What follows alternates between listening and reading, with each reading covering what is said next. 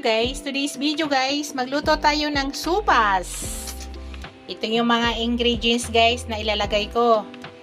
Yan po yung noodles na ilalagay natin. 1/2 yan guys, 1/2 kilo. So maglagay tayo ng crab stick. Instead, sausage po yung ilagay natin. Crab stick yung ilalagay ko. So maglalagay ako ng ginger, pinino ko yan maigi, bawang, sibuyas, white onion. Tapos yan, maglagay tayo ng chicken. Ang chicken ko guys, minarinate ko yan sa ground black pepper. Yan po ay chicken boneless. So maglagay tayo ng gulay, maglagay tayo ng repolyo at saka carrots. Tapos mamaya maglagay tayo ng panglasa, maglagay tayo ng asin kaunti.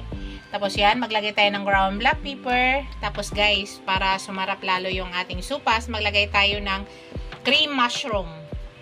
Tapos yan, maglagay tayo ng milk. So tara guys, start na tayo magluto sa ating supas. Okay guys, mag-start na tayo guys. Nag-init na ako ng pan. So maglagay tayo ng olive oil. Nasa inyo guys kung anong gusto nyong oil nga ilagay. Pero sa akin gusto ko olive. Para healthy naman.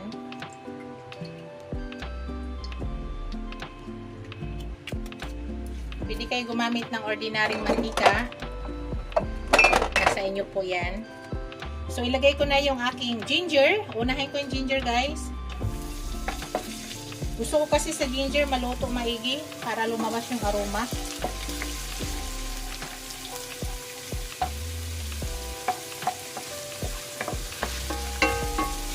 Mas mabango kasi ang ginger, guys, pag niluto talaga. Yung lalabas na talaga yung amoy niya.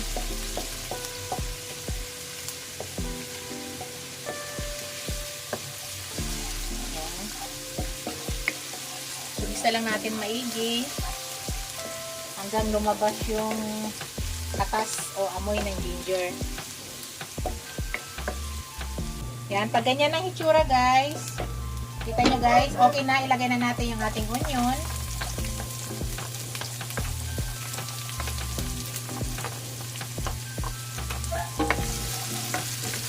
Lutuin muna natin maigi yung onion natin. Kasi ito yung magdala ng sarap ng ating supas, yung mga ginigisa natin. Nakita niyo yung garlic guys? Gano'n na yung hitsura. Yun, amoy na amoy ko na. So, hintayin lang muna natin maluto yung onion. Kasi ang garlic ay napakabilis lang lutuin. Yan guys, ilagay na natin yung ating garlic.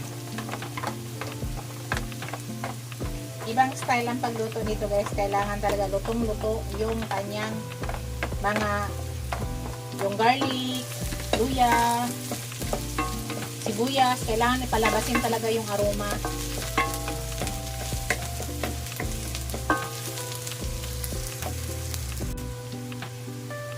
Yan guys, ilagay na natin yung ating boneless chicken na nilagyan natin ng ground black pepper para nakakatulong matanggal yung lansa.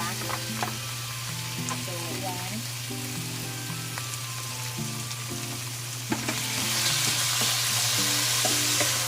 Masyado ako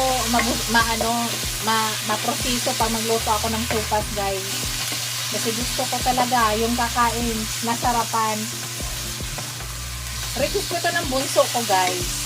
Ito po yung request ng aking bunso. Ay nag-crave daw siya. O dito sa lugar namin o dito sa Pilipinas ay wala nang tigil ang ulan.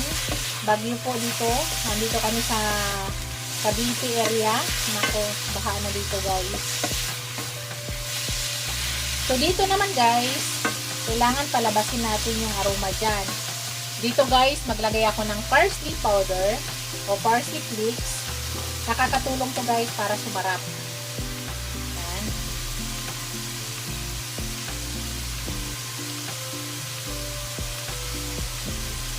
Kung wala naman kayo dito guys, okay lang, wala. Gumamit kayo ng fresh.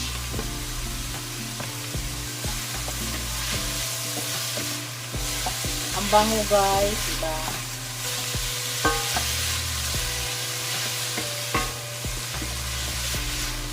Yan, dito gagamit na ako ng konting salt. Gamit tayo ng konting salt, guys.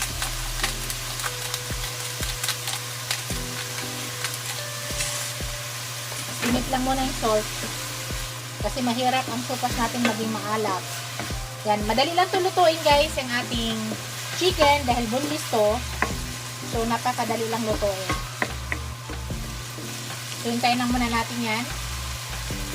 Tapos, takpan muna natin, guys. At hintayin natin.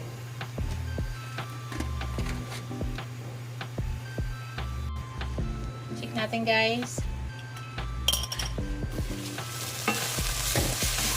Okay na siya.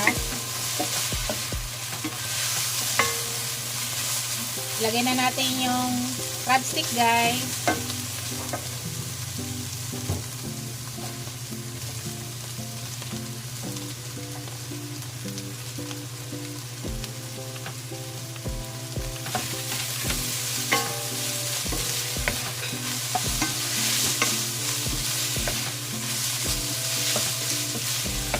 Bango.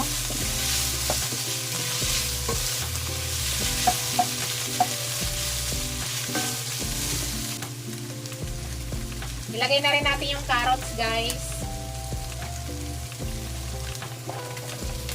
Para maluto na rin.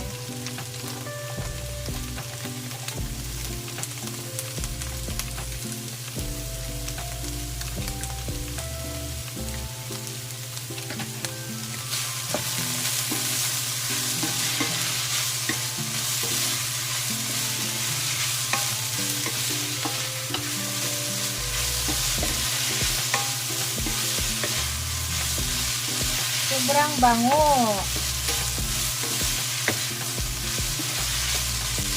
So, ngayon, nilagay ko na, guys, yung ating noodles.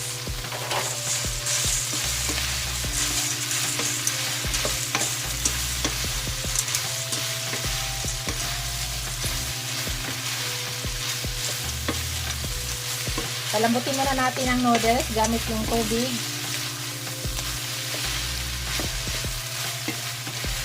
Igisa ko muna siya ng ganyan.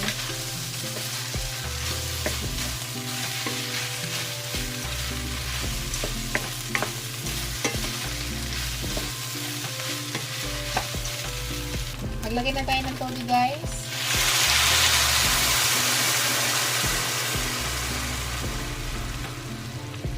Yan muna ipaglaga natin sa kanya.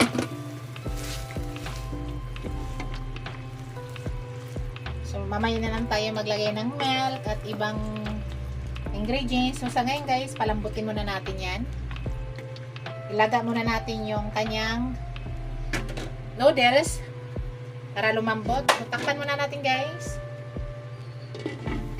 At ipapakita ko sa inyo mamaya. Hello, guys. Maglagay tayo ng chicken cubes para lalo sumarap yung ating sopas. 2 chicken cubes, guys, ang ilalagay ko. So, check natin mamaya kung mag-add ba tayo ng tubig. So, dito, guys, mag-add na ako ng tubig kaunti. Mainit na tubig, guys, ang i-add, ha. Kasi masarap. Ano pa kasi, mag-absorb pa yung tubig, eh. Kaya, kailangan. So, lutuin muna natin ang noodles, kilo pa. So, continuous cooking muna tayo. Naglagay lang tayo ng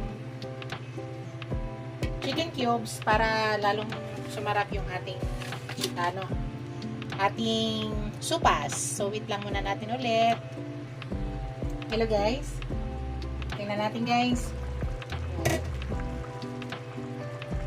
So, luto na yung noodles niya. So, maglagay ako ng ground black pepper. Mamaya na tayo mag-add ulit ng asin, guys. Kailangan kasi naglagay tayo ng chicken cubes. Yun ay may lasa na. Tapos kanina, naglagay tayo ng konting salt sa ating chicken. So, sa ngayon, guys, ilalagay ko na yung aking gatas. Lagyan na natin yung milk natin. Isang malaking milk.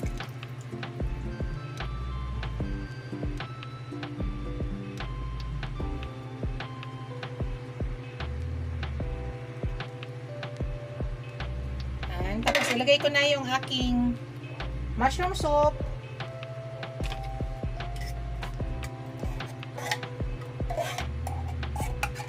Lahat na guys, kasi hindi na siya pwede maano. Pag nabuksan to, kailangan gamitin na lahat.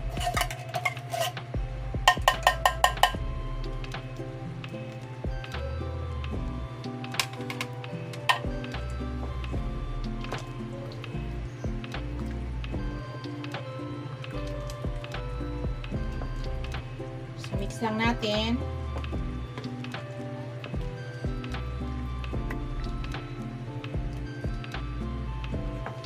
Tapos guys, ilagay na natin yung ating repolyo.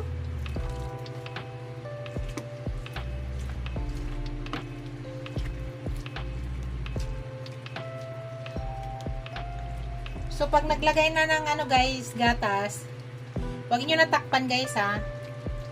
Para hindi magbuo-buo yung gatas. So wait lang natin yan guys. Bawal na siya takpan. Mamaya timplahan natin yan. Hello guys, tikman natin guys. Tikman natin kung tama na ba yung lasa. Kung mag-add ba tayo ng konting asin o hindi na.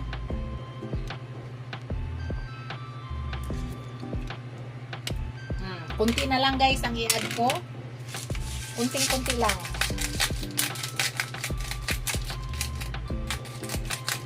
Tama na. Tapos mag-add ako ng ground black pepper. Tapos maglagay tayo ng parsley flakes. Pangpabango.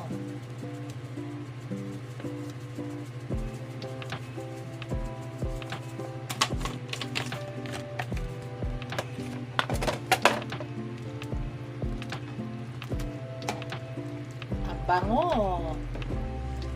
Yan yung technique guys. Pag maglagay na ng milk, hindi na natin takpan para hindi nagbubuo yung milk.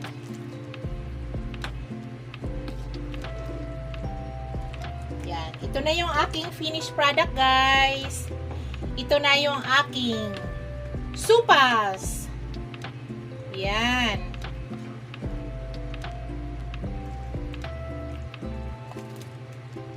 Sarap.